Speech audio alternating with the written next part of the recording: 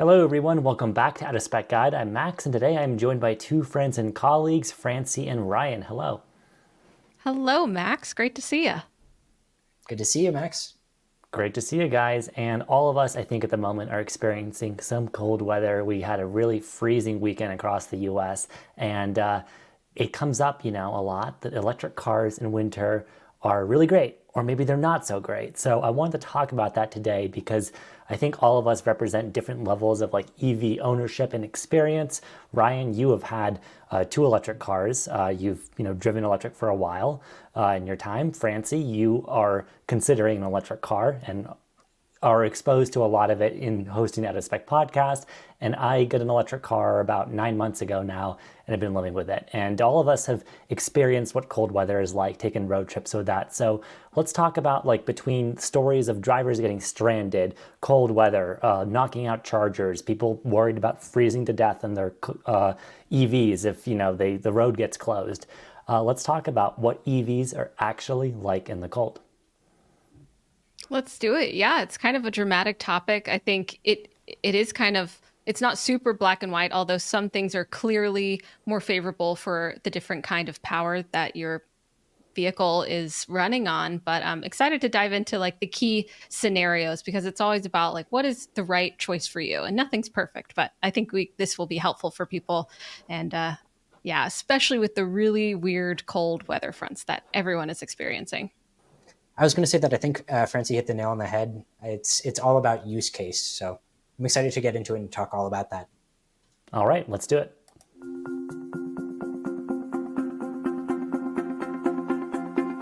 Okay, so let's just recap what happened this weekend in the US, what's happened in out of spec land. Ryan, what's happened in charging land, since you cover that space really closely. Ryan, can you fill us in on what exactly happened specifically in the Chicago area over the last few days?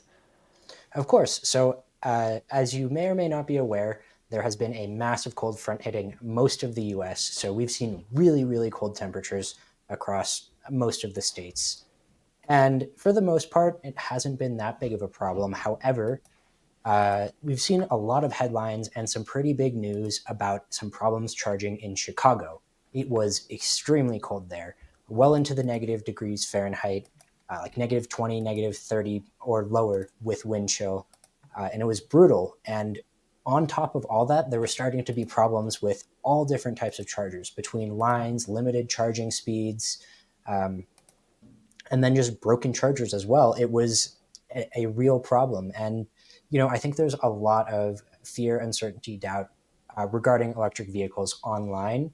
But I don't think that this was necessarily one of those cases. I think this was actually a case where there was some serious problems charging, and it was had to do with both the really cold temperatures as well as it being Martin Luther King Jr. weekend, so holiday weekend with lots of travel. Yep. And really well put. You and Francie were actually on a podcast with a Chicagoan, an EV driver who was experiencing this. People can go check that out if they're interested in unpacking everything that happened. But I thought this was so interesting how it broke into the mainstream. You had Fox News, you had the New York Times writing about this. And this happens from time to time. But like you get a cold weather snap, you get this winter effect on, let's say having some electric cars range or knocking out a bunch of chargers, and it causes all of this conversation. So I think it's nice to let's maybe just clear the air here and talk about the fact that cold weather is just brutal physically on every kind of car that moves, right? Whether it's an internal combustion engine or an electric car. Like generally, the colder it is, the less efficient you're going to be. Certainly, That's I can't argue with that. Yeah, agreed. I think no matter what, it's a harder time for everyone, whether you're thinking about the actual functionality of the car and how that's affected by extreme cold temperatures and in the human experience of getting in and out of your car, of digging it out, of gassing it up or powering it up, whatever it is. It's harder, but to the degree which it's harder, that's kind of the question here, right? Yep, and Francie, you, unlike Ryan and I, if you, let's say, have an empty tank in your car, can fill that up within minutes at a pretty ubiquitous network of stations across the country. Yeah, exactly. It's not hard to find a gas pump. It's just picking your favorite or the safest one or whatever your preference is. But generally, you're in and out of there pretty quickly. And even if you only have like a gallon left in your tank, there's probably one near your house for most people just to zip on over before whatever you have to do. So it's that ubiquity and that convenience. And yet, I thought you brought up a really good point. We were talking a little bit before the show, but like in your Subaru, Francie, at least, you can't like ahead of time condition your car so that not only is the battery, but also the car itself warm ahead of time the way Ryan and I can do. It feels very bougie, but Hmm. not just in electric cars, but in a lot of cars now, you can kind of ahead of time condition it so that it's warm for you when you're ready, whether it's in your garage or parked somewhere through like a connected app. With an electric car, this Hmm. also ties into the battery. Yeah, exactly. I was thinking about that. Of course, you can get those aftermarket systems installed so you can remotely start your car and warm it up, but there's so much more optimization that is already built in from the ground up with EVs that I've noticed that's different in that experience of just being able to get in your car, have it warmed, and then, of course, perhaps uh, on your better way to charging if you do have to charge publicly, because, of course, warming up your car and the temperature of your EV factors in there as well, right? Yep, absolutely. Basically, heat just takes energy. But the thing is, and Ryan, I think this is a great area you can elaborate on, but electric cars being so efficient, typically driving down the road, generate less waste heat. So when it comes to like generating comfortable heat for you in the cabin, or just even heat for the battery, which electric cars need. They need a warm battery, just like a combustion engine likes to be in, a comfortable temperature zone. It takes a lot of energy to heat that, and doing so seems to reduce range. At least, from what I've heard and what I've experienced, it seems like some electric cars can lose a lot more range than like gas cars lose MPG, if that makes sense. Certainly, and that's the case. And there's a lot of things that has to do with it. Part of it is simply just the battery chemistry. Batteries don't work as well in the cold. And then part of it is just efficiencies decreasing because you need to run a heater. And whether that's a heat pump or a resistive heater, it still takes energy.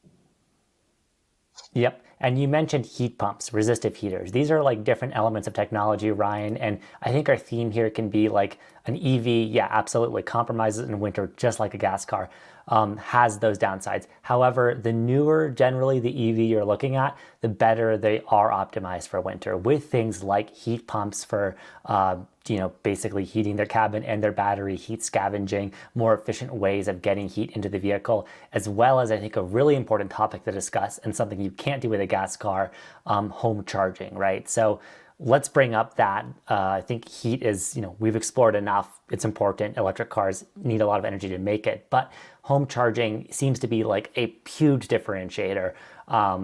For gas versus electric. Like Francie, if you want to fill up your Subaru, you do still have to drive it somewhere, right? I have to get up, I have to take it somewhere, and it can't happen overnight passively, right? It's such an active thing to do. Whereas pulling in an EV into your garage, you can just plug it in and leave it. And another thing to consider is, I am definitely very interested in going electric with my main day to day driver.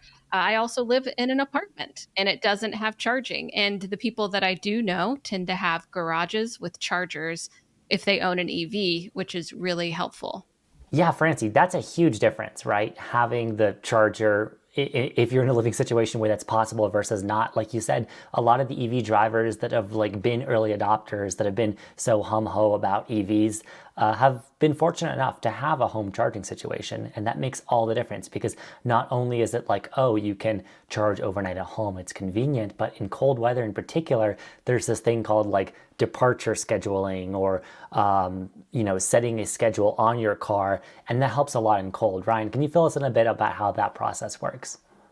Of course. So if you do have home charging of some sort, what you can do is essentially through the car's software set up a program so that on your departure time, let's say you have a regular job and you leave at 8 a.m. every day, you can set that time, and then every day at 8 a.m. your car is going to be nice and warm. The battery will be preconditioned. It'll be nice and ready to go, along with having a full charge. So you don't have to worry about the car heating up. It's not going to use extra battery or anything like that. It's just taking energy straight from the outlet and using that to get the car nice and ready for you.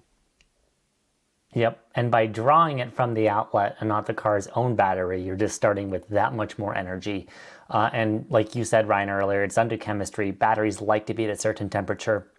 The interesting things that we experienced, or a lot of people, EV drivers experienced this past weekend, was not only do you lose range in the cold weather, but when your battery's cold and hasn't quite heated up yet, Ryan, that affects the charging, particularly the fast charging that folks might do on road trips a lot. Certainly. And I think that also comes back to those individuals who might not have home charging. That's who it's going to affect the most because they're going to have a vehicle that maybe at low state of charge, they need to get it charged. It's been parked outside, not charging, so it's cold.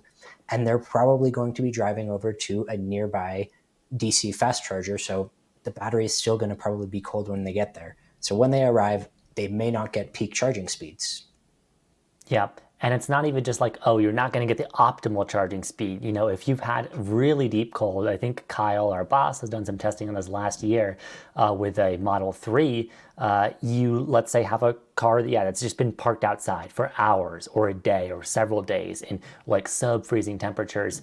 That car wouldn't charge for, I think, an hour until it basically was able to heat itself up enough to even accept a charge from a Tesla supercharger in that case. Now, that's an extreme situation. Doesn't happen all the time, but it kind of gets into what you were saying earlier, where sometimes, yes, chargers are unreliable. We've seen that particularly with the public networks and also Tesla, but sometimes the car's battery just won't accept a charge period if it's really, really cold and you haven't driven that much from the home to wherever your fast charger is. Trying to figure out if EV works for you, you do have to consider the whole picture. But, there's a whole nother part of the year too. But for a lot of people, winter is a long season. So what do y'all think, having owned EVs? Do you just deal with the difference that temperature makes, especially extreme cold temperatures due to your EV, learn it? Or should people even have to learn kind of how to optimize getting around with the EV lifestyle? Well, I'll just say, for me, being fortunate enough to have a home charger in my garage, it does help a lot. It just means that, okay, I'm paying a little more because I'm charging more often, charging deeper because I'm consuming more energy in winter. But typically, it's not that much of a problem. Now, if I was road tripping really frequently and experiencing fast chargers, then my road trips would be a little bit longer. My girlfriend is in a position of right now, she doesn't have a home charging situation. She has a Chevy Bolt, which is one of those vehicles where we were mentioning earlier, like, you have this technology like heat pumps or battery preconditioning where the car will be able to have charge scheduling and all these features. The Bolt doesn't have a lot of those things. The Bolt won't even do what many cars do for fast chargers, where you can punch in, like, I'm going to an Electrify America station in the navigation, and the car extra heats up its battery ahead of time, consuming a little bit more energy so that you can get a really fast, like, peak charge when you get there. It doesn't have that. So because of the choice of car you have and your living situation, both of those things just seem to make for vastly different outcomes. And Ryan, your situation is interesting because, like, you have your Tesla Model 3, the rear wheel drive version, and you have a home charger, but it's not like one of those high speed home chargers. Yeah, so I've got a pretty unique case, and being completely honest, I have more or less a pretty much worst case scenario for using an EV in the cold. So I do have access to level 1 charging if I want, but I'm not really using that. So I'm just parking my car in my carport, so it's nice and cold. A lot of the drives that I'm doing are just around town here in Boulder, so just a few miles, 2 to 4 miles or so. Um, and I always precondition the car. So the car is ice cold as a brick, and then I get it nice and warm before I get in and drive only a few miles, go back home, and then it cold soaks again. So this is like the worst possible case scenario, extremely inefficient. And truly, it is very inefficient. I can see sometimes like 120 miles of range in a full charge, which is very low, but it's important to remember the kind of driving that I'm doing, which is just maybe 1, 2, or 3 short trips per day, which means that 120 miles actually gives me several days, usually a week, if not a lot more than that, of charge between when I need to plug in. I also have a pretty fortunate situation in which my neighbor has both solar and an EV charger, and we set up a agreement where I can pay them just $1 a day, and they allow me to plug in overnight. So it works out really well, and I can plug in once a week, once every other week, fully charge my battery and be totally fine for the next week, even though I have a very inefficient use case and it's very far from ideal. Yeah, that's a wonderful agreement you have with your neighbor. Pretty cheap energy rate too, but helps offset for the fact that you don't have the home charger or the heated garage, which some folks may have. I also don't like. I actually don't put my car in my garage, so my car is usually dead cold. And like you were saying, Ryan, cold soaking is basically just losing all the residual heat you'd built up, and then having to heat things up again when you do your next errand a few hours later. That's what kind of represents this worst case scenario. So, Francie, does all of this like I don't know how all this makes you feel about getting an EV, but like, does this seem like a hassle? I have thought about without home charging what I would do and how I would do it. And luckily, I live around family, so I'm just going to hack their charging. So that's one thing to consider. I mean, I'm so interested in adopting it anyways that I think the challenges are just part of the experience. So I definitely think it comes to attitude and learning how to best optimize your experience. Do I think that that should be necessary to drive an EV? No, but it is. And we more manual preconditioning, whatever it is, like finding heat, that's a challenge. It's definitely like, okay, there are going to be headaches. I've been on plenty of EV road trips, driven plenty of EVs. It can be a different experience, but hopefully we're going to get closer and closer to it not being. The most thing I'm concerned about is that I love, all-wheel drive, no matter if I have to wait for my car to drive up and then get it charged or get it fueled up, that I'm able to get through certain terrain. So I'm just also so glad that EVs have not compromised that part of getting through inclement weather where I'm not going to Yeah. slip around or anything. So I think that is my biggest concern. And that's not really a concern. It's not eliminated by driving electric. Yeah, that is a very nice benefit that it's available, but it's interesting that like typically in EVs features like dual motors for all-wheel drive as opposed to like in a gas car or a transfer case. Like a lot of these features that people like, especially in environments like cold weather, come with a premium just because EVs in general are still expensive. And Yeah. for winter in particular, the newer the EV you'll want with the features like the preconditioning and the cabin heating we've been discussing, that's going to cost more. It's going to cost you more to get even like a few-year-old Tesla Model 3 or a Polestar 2 or whatever it may be, a Volkswagen ID4, that's going to cost more money than, let's say, getting a Chevy Bolt, getting a Hyundai Kona electric, getting some of these other nice electric cars, which can be fine in temperate climates, but because of their, let's say, small batteries, maybe not having all-wheel drive, maybe not having those advanced heating features, can struggle a lot more in winter. That's so true. Yeah, it's EVs do come at a premium. I feel like, there's a lot of things to consider and there's a lot of things that will, make people who never wanted an EV still never want an EV or make people who are saying, I guess, what I have works and this won't work for me yet. Definitely happen. But I think that these kind of challenges, again, like I said, kind of are part of the experience, but knowing about them before you go in so that you're not surprised is I think really important, and that's what we're trying to do at Out of Spec is give a real picture of what it's like to live with an electric vehicle as your day-to-day commuter or your road tripper or whatever. So I think this is a good topic to go over because of course people were having a lot of questions and assumptions about the situation in Chicago, and I'm sure it's not the only place that this has, is, or will happen. Yeah, could happen again. And one thing before we go that I want to mention up is the fear that I kind of introduced in the beginning here, right? That people have of being stranded in their EV and losing range. Let's say it's like here in Colorado, you've got I-70 that can close down a lot because of inclement weather. In that situation, you run out of charge, yeah, you would be SOL. However, our boss did some interesting testing that I want to shout out and talk about with his vehicles. And how much consumption basically they used for an hour of cold weather to extrapolate that to say like if you had a half battery, let's say in your electric car, how long could you last just stand still in traffic, heating yourself before you run dead cold? And I thought his results were super interesting. So Ryan, I don't know if you've seen this video yet. I know you always do your own data and testing too, but what are your thoughts on like how it works with battery consumption just for like a situation where you're in traffic or you're on a closed roadway and you're worried about that running out? Yeah, I think it's a great video. I'd recommend watching if you're interested in what can happen and what electric vehicles are capable of doing in this kind of a scenario. But the gist of it was that minimum you're going to be able to last 8 hours in negative 10 degrees Fahrenheit cold, just sitting there in your car if you have a full charge. There's a lot of variables that go into it. But one thing that I want to highlight is a realistic road trip scenario. For example, myself using my own Tesla Model 3 rear wheel drive. Let's say I'm on a road trip going through the mountains, and I keep a 15% buffer. So I plan to arrive at the charger with 15% state of charge, which is relatively modest. And especially for newer EV drivers, you may want to have even more buffer than that.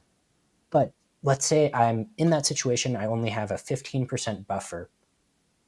I have enough battery with that 15% buffer to be unexpectedly stuck in a 3 hour long traffic jam in negative 10 degree Fahrenheit weather, and I'd still make it to the charger that I planned. So I think that, at least for me, I haven't really been in a traffic jam that's legitimately 3 hours long, let alone at negative 10 Fahrenheit.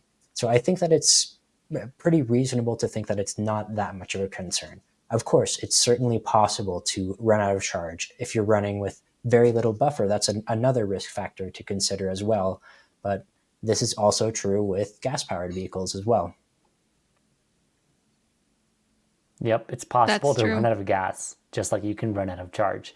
And I don't know if that's ever happened to any of us. It's a scary situation to imagine, but it can. And like you said, Ryan, very uncommon.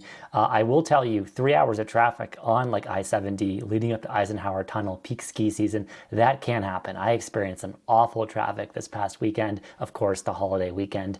But yeah, we witnessed this perfect storm over this past week of cold temperatures. Lots of people adopting EVs for the first time, many of those people not having home charging, and then still, not always 100% reliable charging infrastructure. You combine all of these things and it can make for some rough going with EVs in winter.